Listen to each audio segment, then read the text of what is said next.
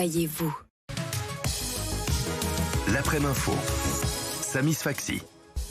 Dans une minute, il sera 17h sur BFM TV. On fait un point sur les titres avec vous, justement, Fanny Wegscheider. L'essentiel, c'est évidemment cette affaire. En tout cas, on commence à voir les suites de cette agression au couteau d'une joggeuse qui a eu lieu la semaine dernière à Nîmes, dans le Gard. Un suspect a été interpellé hier soir. Il est actuellement en garde à vue, une garde à vue qui doit prendre fin demain après-midi.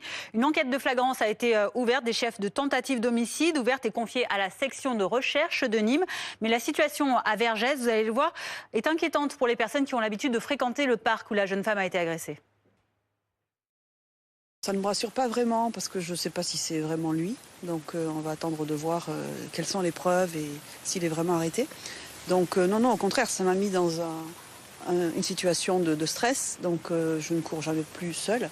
Là, je suis avec mon ami et on est allé sur un autre parcours que celui de Vergès parce qu'on se dit que c'est vraiment risqué. Mais en fait, c'est tout autant risqué ici, donc non, je ne suis pas tranquille du tout. C'est très bien si éventuellement le suspect est la personne, et comme ça permet de le neutraliser, ce qui permettra peut-être à la population de revenir plus dans le parc. Il y a un doute que ce soit vraiment le coupable, donc tant qu'on n'a pas établi vraiment la preuve que c'est lui, je serai soulagée que quand on l'aura arrêté en fait. Également dans l'actualité, cette terrasse probablement trop chargée en Seine-Maritime. 11 personnes ont été blessées, dont une grièvement hier soir après l'effondrement de cette terrasse en bois d'une habitation à Bois-Guillaume. Une trentaine de personnes s'y trouvaient avant de chuter d'environ 3 mètres de hauteur. Les 11 blessés ont tous été évacués dans les hôpitaux du secteur. D'importants moyens de secours ont été déployés, 61 sapeurs-pompiers, 14 engins, la police ainsi qu'une structure mobile d'urgence et de réanimation. Une enquête est ouverte. Et puis Fanny, dans l'actualité internationale au Proche-Orient à présent, après 15 mois de guerre, un accord de trêve a enfin été conclu entre Israël et le Hamas. Oui, le cessez-le-feu entrera, on le sait désormais, à 7h30 heure française demain, en vigueur, annonce du Qatar, l'un des pays médiateurs.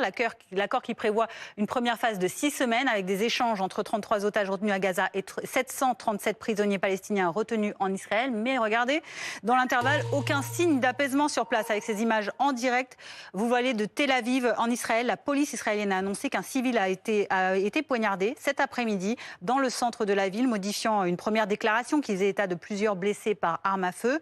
Toujours selon la police locale, l'assaillant armé d'un couteau aurait été neutralisé par les tirs d'un civil armé. Quant à la capitale, Jérusalem, elle reste la cible d'autres alliés de l'axe de la résistance. Des sirènes ont retenti ce matin et des explosions ont été entendues au-dessus de la ville et dans d'autres villes du centre du pays.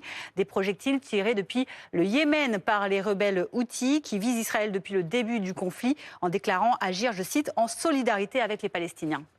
Et on va partir aux États-Unis, Fanny, puisque à 2 jours de l'investiture de Donald Trump, il y a ces manifestations qui sont en cours à Washington contre Donald Trump. Oui, là aussi, regardez ces images en direct, dénommée la Marche du Peuple. Cette manifestation se déroule actuellement à Washington DC, une manifestation donc anti-Trump, qui devrait rassembler plusieurs dizaines de milliers de personnes, selon les organisateurs. Vous voyez en effet qu'il y a du monde sur place, divisé en 3 cortèges. Cette marche rejoindra à terme le Lincoln Memorial, arrivée prévue à 19h heure française, avant des prises de parole et une fin de rassemblement prévue à 21h, toujours heure française.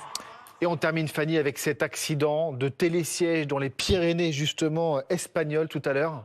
Oui, qui ont mobilisé 5 hélicoptères, une dizaine d'ambulances pour évacuer la trentaine de blessés après cette chute dans une station de ski d'Astoun. On est au nord-est du pays, dans les Pyrénées espagnoles. Les services d'urgence ne communiquaient que sur un accident de télésiège qui aurait fait 30 à 35 blessés, graves, très graves ou moins graves pour l'instant. Mais un témoin a raconté à la télévision espagnole TV avoir vu un câble du mécanisme du télésiège sauter et les gens voler. Dans un message publié sur sa plateforme X, le président Pedro Sánchez lui s'est dit choqué et il a offert le soutien du gouvernement à la région d'Aragon où s'est produit l'accident. Et on voit ces images aériennes impressionnantes. Merci beaucoup Fanny pour toutes ces précisions. On y reviendra évidemment dans nos prochaines